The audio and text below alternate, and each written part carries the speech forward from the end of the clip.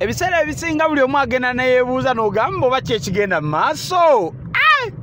Naye byadda twetaaga tumanye ekigenda mu maaso wakati wa Isma All Access, Ashburg Katto, Dr. T, ne full general full figure, n'ebigambo bye boogera babijja wa banaye full figure. Bye ebyokwemula twabikulekera gwe full general mukwemula.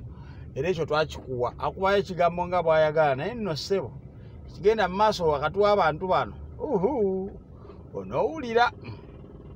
Onoowulira kubanga ndabanga buli omu baana beesindikira gagambo, sina bigambo naye gagambo pure super heavy words kigambo ku kigambo.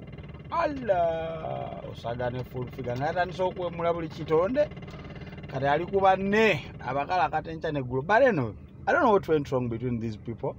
Isma All Access simanyi oba Sente za State House ze zibatabula naye Isma All Access, then tulina full figure full general, tulina Ashburg Katto, tulina nono muvubuka ono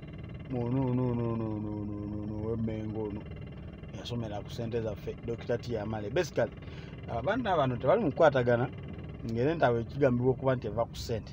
Singa owuliza audio note yalikinza okuva mu WhatsApp group yaabwe naddala emukulta Amale emirundi Dr. T Amale yavuddeyo n'agamba nti no balina sente zaabwe zebagana ate oba full figure zikuba.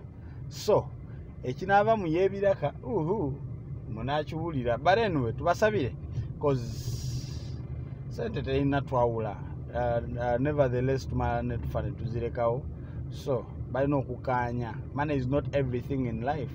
Yeah, bolaba bakulemeseza sente wano then fisa time odde wali walala. But tweyongera basabira twanira bakusente wano nga ziyuzaamu abantu, twanira bakusente nga zibatagula okukakana nga sebo beyuziza.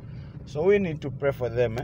Yeah, because ndaba bwe balaga wawanvumuko kintu kiyinza ozitowamuko.